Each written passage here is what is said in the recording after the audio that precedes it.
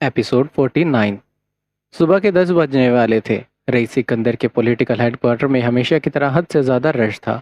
कोई फाइल लेकर इधर से उधर भाग रहा था, कोई मीटिंग के लिए कॉन्फ्रेंस हॉल तैयार कर रहा था, तो कोई मीडिया रिपोर्ट लेकर अंदर जा रहा था।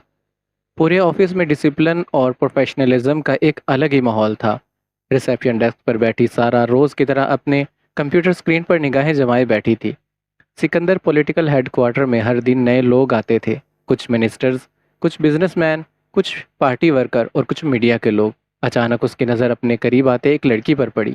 लड़की ने ब्लू रंग की सादा सी कुर्ती और वाइट ट्राउज़र पहना था। उसके घने से बाल खुले और कंधों पर बिखरे हुए थे, और बड़ी बुरी आंखों में लगा गहरा काजल वो बहुत प्यारी लग रही थी।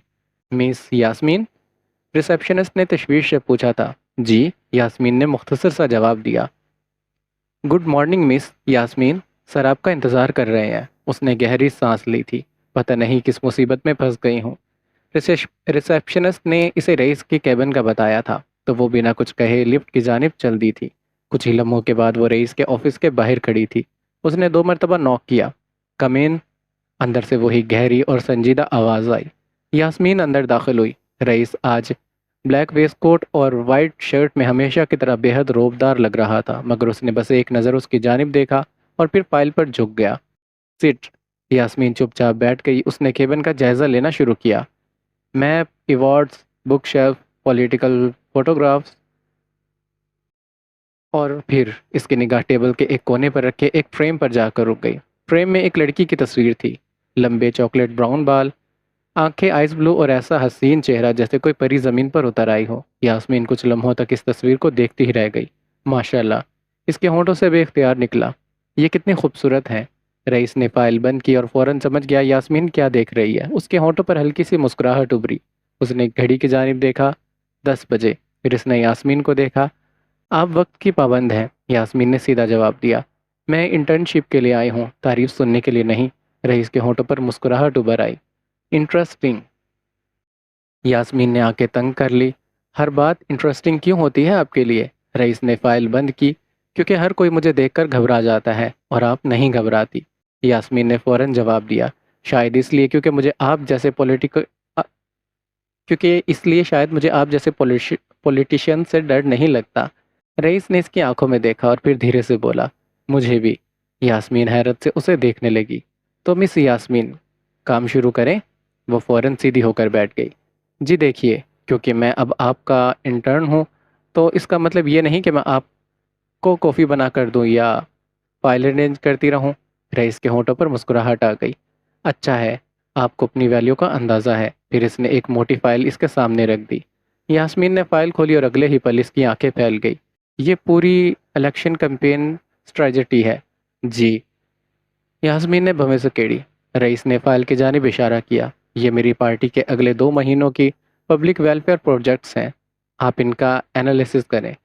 कहाँ कमी है, कहाँ लोगों का फ़ायदा होगा, कहाँ हम गलत जा रहे हैं। यास्मीन ने हैरानगी से उसको देखा। आप मेरी राय चाहते हैं? बिल्कुल। मगर क्यों? रईस कुछ लम्हे खामोश रहा, फिर इसने धीरे से कहा, क्योंकि तुम मुझसे मुतासिर नहीं हो, तुम मुझसे डरती नहीं हो, तुम मुझे चैलेंज करती हो, और मुझे ऐसे लोग चाहिए जो मुझे सिर्फ हाँ में हाँ मिलाकर खुश नहीं करे। पूरे ऑफिस में कुछ लम्हों की खामोशी छा गई। यास्मीन ने पहली बार गौर से इसको देखा और फिर पूछा, और अगर मेरी राय आपके खिलाफ हुई तो? रईस ने सीधा उसकी आंखों में देखा। तो मैं सुनूंगा। यास्मीन सच में हैरान हो गई। उसने सोचा था इंटर्नशिप सिर्फ एक फॉर्मल ड्रामा होगा, मगर यहाँ तो बात ही कुछ और थी। रईस ने फिर कहा, एक और बात। जी। आज से अगले 6 महीने तक जहाँ मैं जाऊँगा तुम मेरे साथ जाओगी। यास्मीन ने फौरन से आंखें फैला दी। क्या? Meetings, public rallies, press conference, charity visits और पॉलिटिशियन टूर, सब जगह पर। यास्मीन का मुंह खुले का खुला रह गया। मतलब मैं हर वक्त आपके साथ रहूंगी? रईस ने सर हिलाया। हाँ। मिस्टर रईस, ये इंटर्नशिप है या किडनैपिंग?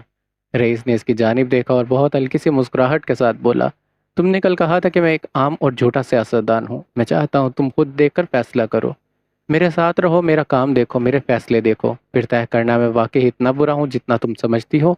यास्मीन कुछ लम्हों तक उसको देखती रही। फाइन, मैं देखूंगी।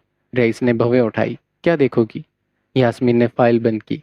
यही कि आप واقعی اچھے سیاستدان ہیں یا پھر میری پہلی رائے صحیح تھی؟ رئیس کے ہونٹوں پر وہی پراسرار مسکراہٹ ابھر آئی۔ اس نے دھیرے سے کہا، چیلنج ایکسیپٹڈ مس یاسمین۔ یاسمین نے فائل کو مضبوطی سے پکڑا اور دل ہی دل میں خود سے کہا، اب دیکھتے ہیں مسٹر رئیس سکندر، آپ واقعی لوگوں کے مسیحا ہیں یا پھر انہی سیاستدانوں میں سے ایک جن کے چہروں پر صرف نقاب ہوتا ہے۔ اس نے یہ فیصلہ کر لیا تھا، وہ ان 6 مہینوں میں رئیس کے قریب رہ کر اس کی ہر میٹنگ اور ہر ڈیسیجن اور ہر قدم کو آبزرو کرے گی، اس کی پارٹی کے بارے میں ثبوت جمع کرے گی، اور اگر اس نے کچھ غلط پایا تو پوری دنیا کے سامنے اس کا اصلی چہرہ لے کر آئے گی۔ مگر اسے کیا پتا تھا کہ جس طرح سے وہ اپنے پلان کے ساتھ اس کے آفس میں قدم رکھ چکی تھی، اسی طرح رئیس سکندر بھی اپنی ایک الگ ہی چال چل چکا تھا، ایک ایسی چال جس کا اندازہ ابھی تک کسی کو نہیں تھا۔ آفتاب علی لاؤنج میں بیٹھے گہری سوچوں میں گم اسی ویڈیو کو بار بار دیکھ رہے تھے۔ انہیں یاسمین کا بہت فکر ہونے لگی تھی۔ ان کی بیٹی عام لوگوں سے نہیں، رئیس سکندر سے پنگا لینے چلی تھی۔ سر، ارسم بابا آئے ہیں، سیکورٹی گارڈ نے کہا اور وہ ہوش میں آئے۔ ارسم کا نام سنتے آفتاب کے چہرے پر سکون آ گیا۔ السلام علیکم آفتاب چچا۔ وعلیکم السلام۔ آفتاب فوراً سے کھڑے ہو گئے۔ ادھر آؤ۔ ارسم آگے بڑھا۔ آفتاب نے اس کے کندھوں پر ہاتھ رکھا، پھر اس نے اسے اپنے پاس صوفے پر بٹھایا۔ کیسے ہو؟ ٹھیک ہوں، اور باقی سب؟ وہ بھی ٹھیک ہیں۔ آفتاب نے گہری سانس لی۔ اللہ انہیں ہمیشہ خوش رکھے۔ ارسم نے ہلکی سی مسکراہٹ کے ساتھ آمین کہا۔ آفتاب کچھ لمحے سے دیکھتے رہے۔ انہیں آج بھی وہ دن یاد تھا جب پہلی بار آغا جان ایک دبلا پتلا سا ضدی سا غصے والا لڑکا پولیس اسٹیشن لے کر آئے تھے۔ یہ میرا پوتا ہے۔ اس وقت صرف وہ 16 سال کا تھا۔ چہرے پر نور تھا، کپڑے پرانے تھے، ہاتھ چھلے ہوئے تھے، مگر آنکھوں میں ایک عجیب سی ضد تھی۔ اس دن سے لے کر آج تک آفتاب اسے دیکھتے آئے تھے، ایک مزدور سے ایک کامیاب آدمی بنتے ہوئے۔ انہیں اس پر فخر تھا۔ بیٹا، آفتاب نے دھیرے سے کہا۔ ہاں چچا، تمہیں پتا ہے کہ میں نے تمہیں کیوں بلایا ہے؟ ارسم نے نفی میں سر ہلایا۔ آفتاب نے ٹیبل پر رکھا موبائل اٹھایا اور یونیورسٹی کا ویڈیو پلے کر دیا۔ آفتاب نے اس کی جانب دیکھا۔ کیا ضرورت تھی یہ سب کرنے کی؟ ارسم کچھ لمحے خاموش رہا، پھر دھیرے سے کہا، غلط دیکھ کر چپ نہیں رہنا آتا مجھے۔ آفتاب نے گہری سانس لی۔ تمہیں اندازہ ہے تم نے کس پر ہاتھ اٹھایا ہے؟ جی۔ پھر بھی مارا؟ جی۔ آفتاب ہنس پڑا۔ تم واقعی پاگل ہو۔ پھر ان کا چہرہ سنجیدہ ہو گیا۔ بیٹا، تم نے جو کیا وہ غلط نہیں تھا، لیکن ان لوگوں کے پاس پیسہ ہے، پاور بھی ہے اور لوگ بھی ہیں۔ ایک اشارے پر انسان ہستی سے مٹ جائے گا۔ انہوں نے فکر مندی سے کہا تھا۔ میں نہیں چاہتا تم کسی مصیبت میں پھنسو۔ ارسم کچھ لمحے تک خاموش رہا اور دھیرے سے آفتاب علی کی جانب دیکھا۔ اس کی سرمئی آنکھوں میں ایک عجیب سا سکون تھا۔ چچا، میرے حصے کا ڈر اس دن مر گیا تھا جس دن میرے ماں باپ مر گئے تھے۔ میں اندھیرے سے نہیں ڈرتا چچا، میں خود ان اندھیروں میں پلا ہوں جہاں روشنی مر جاتی ہے۔ ان لوگوں کے پاس پیسہ، طاقت اور لوگ ہیں، تو میرے پاس اللہ ہے، اور جب اللہ ساتھ ہو تو آدمی اکیلا نہیں ہوتا۔ ان لوگوں کے پاس پوری دنیا کی طاقت ہے، اور میرے پاس اس دنیا کا مالک۔ تو بتائیے چچا، کس کو ڈرنا چاہیے؟ آفتاب علی کے رونگٹے کھڑے ہو گئے۔ وہ چپ ہو گئے۔ نہ جانے کیوں ہر بار کی طرح آج بھی انہیں اس لڑکے پر فخر محسوس ہوا۔ اس وقت مین ڈور کھلا، یاسمین اندر داخل ہوئی۔ آج کا دن بہت لمبا تھا۔ رئیس کے آفس میں پہلا دن تھا اور اس کے عجیب و غریب رولز۔ السلام علیکم پاپا۔ وعلیکم السلام میری جان۔ اس نے مسکراتے ہوئے سر اٹھایا۔ جیسے ہی اس کی نظر لاؤنج میں بیٹھے ارسم پر پڑی، اس کے قدم ایک دم سے جم گئے۔ ایک پل کے لیے اسے لگا اس نے غلط دیکھا ہے۔ نہیں، وہ واقعی وہی تھا، یونیورسٹی والا لڑکا۔ وہی سنجیدہ چہرہ، وہی سرمئی آنکھیں، وہی عجیب سا روب۔ اس کا دل بے اختیار زور سے دھڑکا۔ یہ یہاں کیا کر رہے ہیں؟ نہ جانے کیوں اس کے ہاتھ پیر ٹھنڈے پڑنے لگے۔ اس کی سانسیں ہلکی سی الجھ گئی۔ وہ اسے دوبارہ دیکھنے لگی، لیکن وہ اس پر ایک نظر ڈالنا بھی گوارا نہیں کیا۔ یہ بات اس کے دل کو ہلکی سی چبھ گئی تھی۔ اس نے محسوس کیا اس کا دل عام سے زیادہ تیزی سے دھڑک رہا ہے۔ اس نے فوراً سے نگاہیں ہٹانے کی کوشش کی، مگر نہ جانے کیوں اس کی نظریں دوبارہ اسی پر چلی گئی۔ پاپا، آپ انہیں کیسے جانتے ہیں؟ آفتاب علی کے چہرے پر ہلکی سی مسکراہٹ آ گئی۔ جانتا ہوں بیٹا، میں اسے تب سے جانتا ہوں جب یہ خود بچہ تھا۔ یاسمین نے حیرانگی سے بھویں سکیڑی۔ آفتاب علی نے دھیرے سے کہا، تمہیں حاجی کریم خان یاد ہے؟ یاسمین کچھ لمحوں کے لیے سوچ میں پڑ گئی، پھر اس کی آنکھوں میں پہچان چمکی۔ وہی کریم پاپا جو بچپن میں مجھے اسکول چھوڑنے جاتے تھے، جو عید پر میرے لیے مٹھائی لاتے تھے۔ آفتاب کے ہونٹوں پر مسکراہٹ گہری ہو گئی۔ ہاں وہی۔ وہ صرف میرے ڈپارٹمنٹ کے سب سے ایماندار کانسٹیبل نہیں تھے، بلکہ ہمارے گھر کے بہت قریبی لوگوں میں سے ایک تھے۔ جب میں ڈیوٹی میں مصروف ہوتا تھا تو تمہاری امی اور تمہارا بھی خیال رکھتے تھے۔ یاسمین کے چہرے پر پیاری سی مسکراہٹ آ گئی۔ مجھے یاد ہے، وہ بہت اچھے تھے۔ آفتاب علی کی نظر ارسم پر گئی اور ان کی آواز نرم ہو گئی۔ ارسم انہی کا پوتا ہے۔ یاسمین کی آنکھیں پھیل گئی۔ کیا؟ آفتاب نے دھیرے سے سر ہلایا۔ خون کا نہیں، مگر حاجی کریم خان نے اسے اپنے سگے نواسے سے زیادہ پیار دیا ہے۔ انہوں نے اسے پالا ہے، اس کے برے وقت میں اس کے ساتھ کھڑے رہے ہیں۔ یہ جو آج بنا ہے، اس میں سب سے بڑا حصہ حاجی کریم خان کا ہے۔ پورے لاؤنج میں کچھ لمحوں کے لیے خاموشی چھا گئی۔ یاسمین نے دھیرے سے ارسم کی جانب دیکھا۔ اب اس کی نظر میں حیرانگی کے ساتھ ایک نئی عزت بھی تھی۔ اور ارسم؟ اس نے بس خاموشی سے نگاہیں جھکائی۔ کچھ لمحوں تک لاؤنج میں خاموشی چھائی رہی، پھر ارسم نے دھیرے سے گہری سانس لی اور صوفے سے اٹھ کر کھڑا ہو گیا۔ اچھا چچا، میں چلتا ہوں۔ آفتاب علی فوراً سے بولے تھے۔ اتنی جلدی؟ رات بھی ہو گئی ہے، کھانا کھا کر جانا؟ ارسم نے ہلکی سی مسکراہٹ کے ساتھ کہا۔ نہیں چچا، پھر کبھی۔ بیٹا تم ویسے بہت کم آتے ہو، آج رک جاؤ۔ ارسم نے اپنی گھڑی دیکھی۔ نور میرا انتظار کر رہی ہوگی۔ آفتاب علی کے چہرے پر نرمی آ گئی۔ وہ تو کرے گی ہی، پھر انہوں نے پیار سے کہا۔ لیکن کبھی کبھی اپنے چچا کے لیے بھی وقت نکال لیا کرو۔ ارسم کے ہونٹوں پر ہلکی سی مسکراہٹ ابھر گئی۔ جی چچا۔ اس نے آگے بڑھ کر آفتاب علی کے ہاتھ کو ادب سے چھوا۔ اللہ حافظ۔ اللہ حافظ بیٹا۔ پھر اس کی نظر بے اختیار یاسمین پر پڑی۔ اس نے صرف اتنا کہا، اللہ حافظ، اور بغیر اس کے جواب کا انتظار کیے دروازے کی جانب چل دیا۔ یاسمین وہیں کھڑی رہ گئی، اس کی نظر بس اس کے پیچھے جاتے ہوئے قدموں کو دیکھ رہی تھی۔ دروازہ کھلا اور پھر بند ہو گیا۔ ارسم جا چکا تھا، مگر یاسمین کی نظر اب بھی اسی دروازے پر جمی تھی۔ بیٹا؟ آفتاب علی کی آواز پر وہ ہوش میں آئی۔ جی پاپا؟ آفتاب علی نے اس کے چہرے کو غور سے دیکھا۔ کیا ہوا؟ یاسمین نے فوراً سے نگاہیں چرائی۔ کچھ نہیں، مگر اس کے دل میں عجیب سی ہلچل مچ چکی تھی۔ رات کا اندھیرا پورے عالمگیر مینشن پر اتر چکا تھا۔ باہر تیز ہوا چل رہی تھی، مگر محل کے اندر ایک عجیب سی خاموشی تھی۔ اسٹڈی روم کی ہلکی پیلی روشنی میں عالمگیر اپنی کرسی پر تنہا بیٹھا تھا۔ اس کے سامنے ٹیبل پر آدھی خالی وسکی کی بوتل اور ایک گلاس پڑا تھا۔ اس کے چہرے پر وہ روب اور سختی نہیں تھی جو پوری مافیا دنیا کو ہلا دیا کرتی تھی۔ آج وہ تھکا ہوا لگ رہا تھا، ٹوٹا ہوا۔ اس کی آنکھوں کے سامنے بار بار اپنی بیوی کا چہرہ گھوم رہا تھا، وہ عورت جو اس سے بے پناہ محبت کرتی تھی اور پھر اسی سے نفرت کرنے لگی۔ اس اس کے مافیا کی دنیا سے، اس کے خون اور دشمنی سے، اور آخر ایک دن اسے چھوڑ کر پاکستان چلی گئی۔ عالمگیر نے ایک اور گھونٹ بھرا۔ اس کی آنکھوں میں درد اتر آیا۔ اسی وقت دروازے پر دستک ہوئی۔ دروازے پر کھڑے شخص کی آواز پر عالمگیر نے دھیرے سے سر اٹھایا۔ کیٹو؟ کیٹو نے ٹیبل پر رکھی شراب کی بوتل کو دیکھا اور ہلکی سی سانس چھوڑی۔ آپ پھر سے پینے لگے؟ عالمگیر نے کوئی جواب نہیں دیا۔ کیٹو دھیرے سے اس کے سامنے بیٹھ گیا۔ کب تک خود کو اس طرح برباد کرتے رہیں گے بھائی؟ بھابھی کے جانے کو کتنا وقت ہو گیا ہے؟ عالمگیر کی آنکھوں میں درد اتر آیا۔ کچھ زخم وقت کے ساتھ نہیں بھرتے کیٹو۔ پورے کمرے میں خاموشی چھا گئی۔ کیٹو نے بات بدل دی۔ بھائی، کام مجھے سنبھالنا پڑتا ہے۔ دشمن طاقتور ہوتے جا رہے ہیں۔ انہوں نے نئے الائنسز بنا لیے ہیں۔ ہمارے ٹیریٹری پر نظر ہے ان کی۔ ہر روز نئے پلان بن رہے ہیں۔ اگر ہم نے اب کچھ نہیں کیا تو وہ ہم پر بھاری پڑ سکتے ہیں۔ عالمگیر نے دھیرے سے ایک گلاس ٹیبل پر رکھ دیا۔ اس کی سانسیں بوجھل ہو چکی تھی۔ کیٹو؟ عالمگیر نے دھیرے سے کہا۔ پتہ نہیں کیوں کچھ عرصے سے دل بہت بے چین رہتا ہے۔ ایسا لگتا ہے جیسے سب کچھ ہاتھ سے نکل رہا ہو۔ کیٹو چپ رہا۔ عالمگیر نے اس کی جانب دیکھا اور کرسی سے اٹھ کر لاکر کو کھولا۔ اس میں سے کچھ فائل اور ڈاکومنٹس نکالے اور ٹیبل پر رکھ دیے۔ کیٹو کی نظر فوراً ان پر پڑی۔ یہ؟ عالمگیر نے تھکی آواز میں کہا۔ آج سے میرے تمام آپریشنز کی ذمہ داری تمہارے پاس ہوگی۔ کیٹو ایک دم سے سیدھا ہو کر بیٹھ گیا۔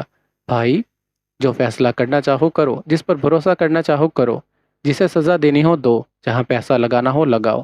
میں تم پر بھروسہ کرتا ہوں۔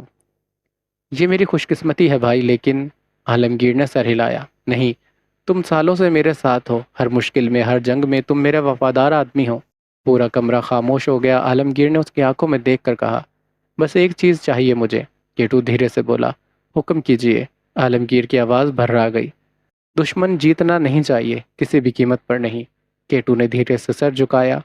آپ بے فکر رہیں بھائی، میں آپ کو کبھی مایوس نہیں کروں گا۔ عالمگیر کے چہرے پر ہلکی سی تھکی مسکراہٹ ابھری۔ اس نے آگے بڑھ کر کیٹو کے کندھے پر ہاتھ رکھا۔ مجھے تم پر پورا بھروسہ ہے۔ شام کا وقت تھا، ایک چھوٹا سا سادہ گھر، چھت سے لٹکتا ایک پرانا پنکھا دھیرے دھیرے گھوم رہا تھا، کچن سے گرم دال چاول کی خوشبو آ رہی تھی۔ چھوٹے سے ڈائننگ ایریا میں حیات ایک کرسی پر بیٹھی تھی اور اس کے سامنے ایک چھوٹی سی پیالی رکھی تھی، مگر جس شخص کے لیے وہ کھانا بنا رہی تھی وہ کھانا کھانے کے موڈ میں بالکل بھی نہیں تھی۔ 3 سال کی چھوٹی سی ہیر پورے گھر میں دوڑ رہی تھی۔ اس کے سنہری بال ایک چھوٹی سی پونی ٹیل میں بندھے تھے جو اس کے بھاگنے کے ساتھ کبھی دائیں تو کبھی بائیں جھول رہی تھی۔ اس کے گول گال اور سنہری آنکھوں میں شرارت چمک رہی تھی۔ نہیں کھانا مجھے، مجھے بالکل نہیں کھانا۔ حیات اب اس کے پیچھے بھاگ رہی تھی۔ ہیر، رک جاؤ۔ نہیں، ہیر، نہیں ماما۔ چھوٹی سی ہیر ہنستی ہوئی صوفہ کے پیچھے چھپ گئی۔ حیات نے تھک کر سانس لی۔ بس بہت ہو گیا۔ اگلے ہی پل اس نے آگے بڑھ کر ہیر کو پکڑ لیا۔ ماما چیٹنگ، ہیر نے فوراً سے شکایت کی۔ حیات ہنس پڑی۔ چیٹنگ نہیں، تم بہت تنگ کرتی ہو۔ نہیں کرتی، کرتی ہو، نہیں کرتی۔ اپنی چلاکی پر حیات ہنس دی تھی۔ ہیر منہ بنائی۔ حیات اس کے گال کھینچ کر اسے اپنی گود میں بٹھا لیا۔ اب میری پیاری بچی آرام سے کھانا کھائے گی۔ نہیں کھاؤں گی۔ کیوں؟ کیونکہ مجھے غصہ ہے۔ کس بات کا غصہ؟ ہیر نے فوراً اپنے دونوں گال پھلا لیے۔ بھائی نہیں آئے۔ ہیر کے ہونٹوں کی مسکراہٹ غائب ہو گئی۔ مما، آپ روز بولتے ہو نا کل بھائی آئیں گے، پر بھائی تو آتے ہی نہیں۔ چھوٹی سی ہیر کی آواز اداس ہو گئی۔ آپ جھوٹی ہو۔ حیات کا دل دکھ گیا تھا۔ اس نے پیار سے اس کے بال سہلائے۔ میں جھوٹی نہیں ہوں۔ ہو، نہیں ہوں، ہو۔ اب مسکرانے کی باری ہیر کی تھی جبکہ حیات اسے گھورنے لگی۔ مجھے ایگزیکٹ ڈیٹ چاہیے۔ حیات حیران ہو گئی۔ Exact date? ہاں۔ بھائی کب آئیں گے؟ مجھے نمبر بولو۔ آج، کل، پرسوں، کب؟ میں ویٹ ویٹ کر کے تھک گئی ہوں۔ اس کی چھوٹی سی آواز میں اتنی معصومیت تھی کہ حیات کی آنکھیں بھر آئی تھی۔ ہیر نے فوراً دیکھ لیا۔ ماما، آپ رو رہے ہو؟ اس نے اپنے چھوٹے ہاتھوں سے حیات کے گال پکڑ لیے۔ کس نے مارا آپ کو؟ نہیں میری جان۔ پھر آپ رو کیوں رہی ہو؟ حیات کی آنکھوں سے آنسو نکل گئے۔ اس نے ہیر کو سینے سے لگایا۔ میں بھی تمہارے بھائی کو بہت یاد کرتی ہوں۔ ہیر چپ ہو گئی۔ سچ؟ ہاں، بہت زیادہ۔ ہیر نے حیرانگی سے پوچھا۔ مجھ سے بھی زیادہ؟ حیات ہنس پڑی اور رو بھی پڑی۔ ہاں، بہت زیادہ۔ پھر ہم بھائی کو لینے کیوں نہیں جاتے؟ حیات کچھ پل کے لیے چپ ہوئی، اس کا دل بھر آیا۔ اس نے اپنی بیٹی کو مضبوطی سے گلے لگایا۔ کچھ لڑائیاں بہت بری ہوتی ہیں میری جان۔ بڑے لوگ بہت غلطیاں کر دیتے ہیں اور ان غلطیوں کی سزا بچوں کو ملتی ہیں۔ ہیر کچھ سمجھی کچھ نہیں سمجھی، اس نے صرف اتنا پوچھا۔ بابا برے ہیں؟ حیات کی سانسیں رک سی گئی۔ اس نے آنسو پوچھے۔ نہیں، بابا برے نہیں ہیں۔ پھر؟ وہ بس غلط راستے پر چلے گئے۔ کون سا راستہ؟ حیات نے آنکھیں بند کر لی۔ وہ دنیا جہاں صرف نفرت ہے، خون ہے، دشمنی ہے، ہمیشہ ڈشم ڈشم کرتے ہیں۔ ہیر نے منہ بنایا تھا۔ مجھے فائٹنگ نہیں پسند۔ آپ بابا اور بھائی کو بولو فائٹنگ نہیں کرے۔ یہ سن کر حیات پھوٹ پڑی تھی۔ اس نے ہیر کو اپنی باہوں میں بھرا۔ مجھے بھی میرا بیٹا چاہیے، میری محبت چاہیے۔ مجھے بھی۔ دونوں ماں بیٹی رو رہی تھی۔ چھوٹی سی ہیر نے اپنا ننھا سا ہاتھ اٹھا کر اپنی ماں کے آنسو صاف کیے۔ مما، میں تھوڑی بڑی ہو کر بھائی اور بابا کو لے آؤں گی۔ حیات کے ہونٹوں پر آنسوؤں کے درمیان مسکراہٹ آ گئی۔ سچ؟ ہاں، میں انہیں کہوں گی فائٹنگ بری چیز ہے۔ آپ مجھ سے پیار کرتے ہیں تو فائٹنگ چھوڑ دو تو وہ لوگ مان جائیں گے۔ حیات نے فوراً اس کی پیشانی کو چوما اور اس پل اس نے دل ہی دل میں دعا کی۔ یا اللہ، میری اس معصوم بچی کی یہ دعا کبھی ٹوٹنے مت دینا۔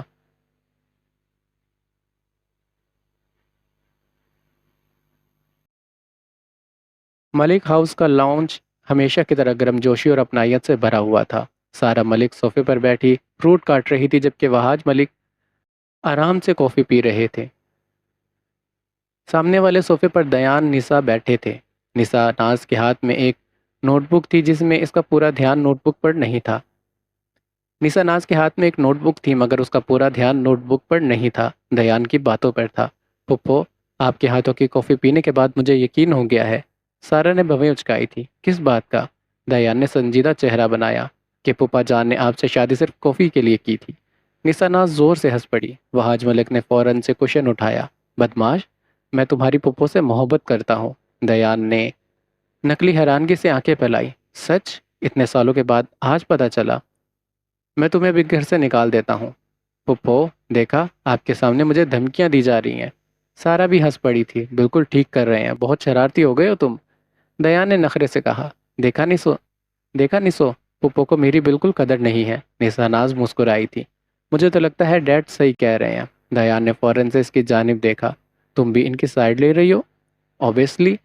بس آج کے بعد میں اس گھر میں نہیں آؤں گا۔ وہاں آج ملک ہنس پڑے تھے۔ بیٹا یہ ڈائلاگ تم پچھلے 3 سالوں سے بول رہے ہو، سارا نے پیار سے کہا۔ کل پھر سے یہیں آنا ہے تم نے؟ دیان نے اداسی سے سر ہلایا۔ یعنی میری کوئی عزت ہی نہیں ہے؟ پورا لاؤنج ہنس پڑا تھا۔ سارا نے مسکراتے کہا، ڈیڈ آپ نے پٹایا تھا یا موم نے؟ آپ پر ترس کھا لیا تھا۔ تمہیں کیا لگتا ہے موم نے ترس کھایا ہوگا؟ اپنی اپنی موم کی سائڈ مت لو۔ میں تو ہمیشہ موم کی سائڈ ہی لوں گی۔ ابھی وہاج ملک کچھ کہتے تبھی وہاج ملک کا فون بج اٹھا۔ انہوں نے اسکرین دیکھی اور فوراً سے کال ریسیو کر لی۔ السلام علیکم۔ دوسری طرف سے بات سنتے ہی ان کے چہرے پر مسکراہٹ آتی چلی گئی۔ اچھا سچ؟ ارے واہ، کب؟ ہاں ہاں بالکل، کوئی مسئلہ نہیں، کل آ جائیے۔ ٹھیک ہے۔ کال ختم ہوئی اور ان کے چہرے پر ایک عجیب سی خوشی تھی۔ سارا نے حیرانگی سے پوچھا، کیا ہوا، اتنے خوش کیوں لگ رہے ہیں؟ وہاج ملک نے فوراً سے ان کی جانب دیکھا۔ ارے بہت بڑی خوشخبری ہے۔ نثار ناز اور دیان نے بھی ان کی جانب دیکھا۔ وہاج ملک کے چہرے پر مسکراہٹ گہری ہو گئی۔ میرا ایک پرانا دوست ہے، بہت امیر اور عزت دار فیملی ہے، اس نے مجھے فون کیا۔ سارا حیران ہوئی۔ پھر؟ وہاج ملک نے خوشی سے کہا، ان کے بیٹے نے کچھ دن پہلے ایک فیملی فنکشن میں ہماری نسا کو دیکھا تھا۔ نثار ناز کا ہاتھ نوٹ بک پر لرزا تھا۔ اب ان لوگوں نے رشتہ بھیجا ہے۔ پورا لاؤنج کچھ لمحوں کے لیے خاموش ہو گیا اور پھر سارا کے چہرے پر خوشی پھیل گئی۔ ہائے اللہ، سچ؟ بالکل سچ۔ کل پوری فیملی نسا کو دیکھنے آ رہی ہے۔ نثار ناز کی آنکھیں پھیل گئی تھی۔ اس نے بے اختیار دیان کی جانب دیکھا اور اس کا دل ایک پل کے لیے رک گیا۔ دیان کا چہرہ بالکل بدل چکا تھا۔ ابھی کچھ دیر پہلے جو ہنسی اس کے چہرے پر تھی وہ پوری طرح سے غائب ہو چکی تھی۔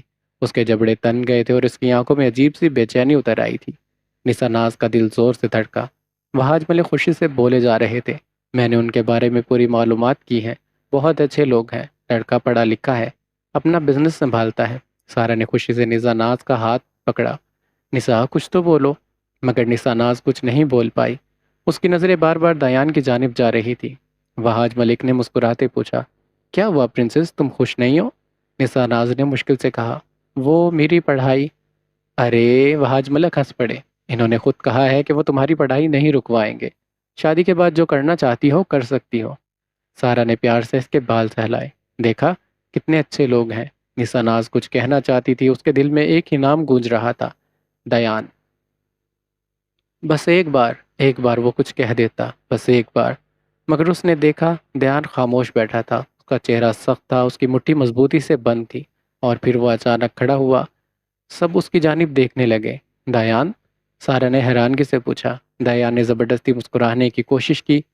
مجھے یاد آیا، ایک ضروری کام ہے۔ نثار ناز کی سانسیں رک گئی، وہ اسے دیکھتی رہ گئی۔ وہاج ملک اور سارا اتنے خوش تھے کہ انہوں نے اس کے چہرے کی تبدیلی محسوس ہی نہیں کی۔ ارے بیٹا ابھی تو بیٹھو۔ نہیں پپو میں چلتا ہوں۔ اس کی آواز عجیب سی بھاری ہو چکی تھی۔ نثار ناز کا دل ڈوب گیا۔ اس نے دھیرے سے پکارا، دیان، مگر اس نے اس کی جانب دیکھا تک نہیں۔ اس نے بس سب کو سلام کیا اور اگلے ہی پل لاؤنج سے باہر چلا گیا۔ دروازہ بند ہونے کی آواز پورے گھر میں گونجی تھی اور نثار ناز بس اس بند دروازے کو دیکھتی رہ گئی۔ اس کا دل عجیب سی تکلیف سے بھر گیا تھا اور پہلی بار اسے اپنی خاموشی سے ڈر لگنے لگا تھا۔ یہاں پر ایپیسوڈ ختم ہوتی ہے اور آپ نے بتانا ہے کہ آپ کو یہ ایپیسوڈ کیسی لگی۔ میں کمنٹ میں آپ کے جواب کا انتظار کروں گا اور ویڈیو کو لائک بھی کر دینا۔ ملتے ہیں نیکسٹ ایپیسوڈ میں، اپنا خیال رکھیے گا۔ اللہ حافظ۔